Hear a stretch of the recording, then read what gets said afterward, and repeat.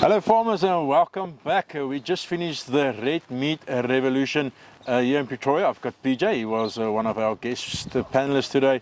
We're going to talk about the summary of the day, what you missed if you weren't here, and sort of what the main takeaways were for the day. PJ, lucky to have you back. Wonderful to see you, Tinus. PJ, let's get right into it. A great amount of people pitched up here. I think about 400 people guests, and I think 470 if you take into account everybody else that works here. But it's great to see that sort of commitment despite all the negative things going on in South Africa around cattle at the moment. Tinus, I did a Farmers' Day in Australia in December, and there were 150 people there, and they were raving about how big it was. Like, this is extraordinary to get, 400 people to come listen to people talking about cows. That was significant. Let's get down to it quickly. We had Kit here. He's got a certain philosophy around it. If there's a few takeaways that you can take away, people might listen to this might be something new that people might not know. What are things that you will take away as a South African farmer? I think the main thing would be profitability for cow-calf producers, measuring profitability per hectare, not per animal, and then that there is a universal phenotype that allows that to happen, and that is a fuller-bodied, easier fleshing, earlier maturing, moderate-framed animal. I think that people, regardless of what management system they use or which way they rotate their grazing, those principles applied strongly to all those across breeds. This wasn't a breed-specific talk at all. We looked at what he said today, and I think something that caught my attention quickly is his opinion on milk, which for me was quite interesting. Do you share his value that there's an over-focus on milk over the years in terms of milk and the correlation to growth? So I think in the Eastern Cape and definitely in Natal, KwaZulu-Natal, we grew up knowing that it was dangerous to have too much milk in your cow. So even the guys who used EBVs in the Eastern Cape and Natal would always look at around breed average or less for milk.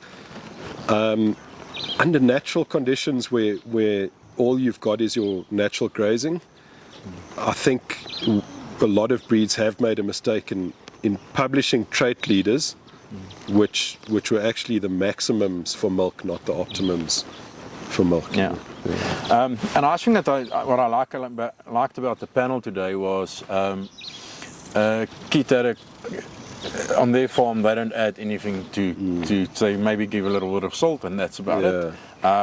And I think the rest of the panel said, but listen, there is a difference in South Africa. We do have places where we don't have those minerals in the soil. We have a lacking of a lot of minerals. And that's nice to understand that, yes, Kit's got a great idea and his initiative and the way he drives things, but it needs to be adapted to every environment. That was a great feedback that I got from this. I mean, absolutely, and I think that's where, if I've learned anything from travel, it's that every industry and every country has a different textbook. There are a few global universal principles, but on that, like where we were, if we didn't put phosphate out, we were in big trouble, and if we didn't have selenium in our multimin, we were in big trouble because we had serious mineral shortages in our soil. Where Kit is in eastern Colorado, they are dry, but goodness, it's strong grass, like really, really sweet grass and rich soils. They can wean heavy carbs there without any limited. And there's no unpalatable grasses there. Everything is palatable. It's a different system. Yeah.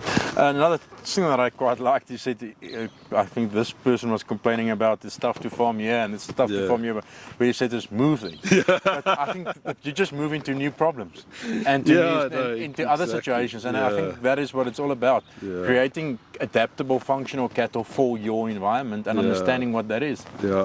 I think also you've got to live on the land you live on, you've got to work on the land you live on, and you've got to live in the year that you live in. So the guys who shadow back to their father's time or their grandfather's time, yesterday's problems aren't today's problems, and also your neighbor's problems aren't your problems, so there's definitely, I liked how he put that, like, you've got what you got, use it, Yeah, it's a great way to think about it. The way he thinks about using his grass and movement of animals, I think I could actually love to ask to talk about, I think that was maybe missed today, is if you do the ultra high grazing, there's a lot of stress involved in animals. If you move, some of these guys move the animals 3-4 times a day. What is your take on stress management within a system like that? Tinus, I'll be honest, I'm not an expert when it comes to the grazing side and the nutrition side. Like, I know that somewhere in there there's a balance that really works well in terms of improving your pastures and improving your veld while still maintaining flesh on your cattle and it being profitable. There certainly is a balance there, but that's a lane I'm not really going to swim in, because it's not my lane. I know what cattle work there, but like how often to move and where to move, they're guys who know a lot more than I do when it comes to that. So the point I'm actually coming to is, it is important when people walk away from this discussion today to understand that there is a stress part of it, especially if you're transforming into this, that you need to understand cattle need to adapt to, like, this is almost a new environment if you do something like that. Pecking orders within the cow herds, and I'm assuming, like in everything else in life, that there's a balance there too. It's not the maximum moves, or the minimum size of the camp. There's definitely an optimum somewhere, but I'm not the one who's going to find it. Quite a thing that sort of stood out today in his discussion was, you can see he likes the crossbreeding in his own herd, and he sort of like that crossing, and you sort of get that Beefmaster, Droughtmaster concept around it. Do you think there's value in that thinking, making sure that you've got that herd? So the heterosis or the hybrid vigor. As long as the breeds complement each other and they're the same type. I think that the beauty of his program is all his cattle are the same type. If you looked at the Angus, the Red Angus, the Hereford, the Mashona, the Senepal, those composites he's got, they're all the same type. And I think that then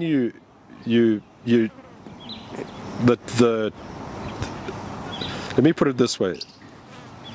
They often say that hybrid vigor or heterosis is a free lunch, okay? But it's not really a free lunch, because the variation you get and the lack of uniformity and consistency you get, you pay for it in another way. But when you're putting a crossbreeding system together or a composite together, using the same type to the same type, with breeds that complement each other. So, for example, a breed that's heat tolerant and one that's maybe got really good carcass, and you put those together and they complement each other, but they're the same type, then I think there's huge value in that, because then you're maintaining heterosis and you're keeping consistency. Where if you're just going to breed, a Dexter to a Chianina, you're going to get heterosis, but I don't know, the consistency is not going to be there, and they don't complement each other. You're just throwing money into the water and see where it lands. The other thing that I quite liked about today's discussion around his thoughts on choosing cattle in terms of size was a nice idea.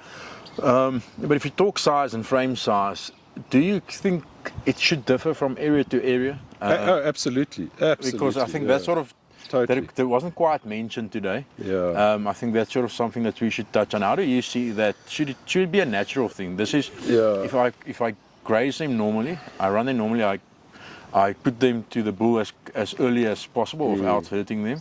They will become functional, efficient cattle. So I agree with you. So every environment's going to have a slightly different size animal.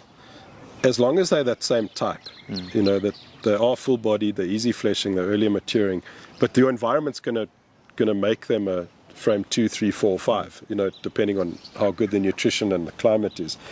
And like you said, if you breed them to calve early, and they do it every year, and they wean a calf that's a decent percentage of their own body weight, whatever's left in your system is the right size. You know, that is the size they should be. And if people in 2 different environments are doing it, they're going to have the right size cow, but that's 2 different sizes based on the environment. So I agree with you completely with that. Yeah.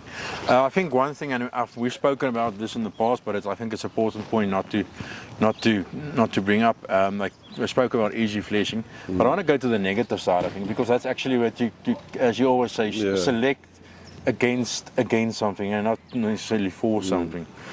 Selecting against that hard, extra muscled bulls. And I'm not talking about double muscling at this point. I'm just talking about that extreme hard bulls that we've seen in the past, and I see still a lot of people still invest in those. What is the negative of investing in a bull like that for your heifers that you want to keep back at some point? Because that's your factory that you're dealing with. So this is where observation and understanding cattle comes from, because a bull that's got a lot of testosterone has got a lot of muscle shape. And I've seen people confuse that for double muscle sometimes, you know, and it's not double muscling, it's just a tremendous amount of testosterone. So from a type standpoint, if you've got, I know what you mean, it's the leaner phenotypes. They're going to be a little different in the way their ribs are shaped. You know, they're going to be a little more cylindrical. They won't have that deep, you know, sweep to their belly. Those, I think you're going to select against them just for the fact that they haven't got enough rumen function, and they're too lean and late maturing. Whereas you're going to find bulls that are extremely heavy muscled but still have a lot of middle, softness over the ribs, still have the neck muscling and a lot of masculinity to them. Those ones, females, will be very feminine, you know. So I've recently seen guys calling bulls double muscle that are just masculine, because guys have also forgotten what a masculine bull looks like, you know. So they see that shape and they go, yeah, that's my statin, and it's not. You know, that's just testosterone. But I'm talking about specifically that dry bulls that we don't want. What is the negative of a dry bull in your female herd? Well, fertility, you know, because fertility is fleshing and hormonal balance. So hormonal balance isn't enough for fertility, because a Holstein cow is extremely feminine. I mean, no one can tell me that a Holstein cow is not feminine, but she's got no flesh, and that's what makes her subfertile. You can get a really easy fleshing, early maturing female that's also not feminine. You know, that's masculine, and she's subfertile. So flesh alone doesn't make them fertile. They've got to be hormonally balanced as well. Need the whole package. Yeah, you need both together. those things to come together. PJ, last thing, if there's something that you would take away from this as a South African advice that you heard today in the panel? Yeah, I think what I liked about today is it was agnostic to breed. It was agnostic to management system to a point. I mean, they were pushing, you know, the more holistic way of managing, which is fine. I think my takeaway was that it's a big tent. There's room at the table. Anyone who's trying is adding value, regardless of what breed or how they work their rotational grazing. I have seen recently, there's a Johnny Clegg song that went that the revolution has eaten its children. And it is a little bit like that. I mean, it's the red meat revolution here, and, where you've got the holistic guys, and then the holistic guys who spell it with WH instead of H, and then the regen guys, and then the cell grazers, and they're all doing almost the same thing with a few differences. But now they're starting to eat each other because they're not exactly the same. And it goes back to that no true Scotsman fallacy, you know, where no one's a true Scotsman because, you know, there's something that makes them less Scottish than someone else. And I think that we're a small enough industry that we can't afford to, you know, balkanize now. Like we've got to we've got to celebrate our similarities a lot more than we celebrate our differences. So I did like that about today. It was a big tent, big ideas, new concepts. No one was applauded or pushed down because of what breed they used or how they managed those breeds. You know. Yeah, exactly. PJ, as always, a pleasure, and we'll do this again soon. Thanks, Tinus. Appreciate it. Okay, we will talk to PJ at the end of this month, I think, again, as we do talk a little about the world champion that he's busy with at the moment. We're still waiting to hear who's that's going to be. So we will see you again at the end of this month. Cheers. Perfect.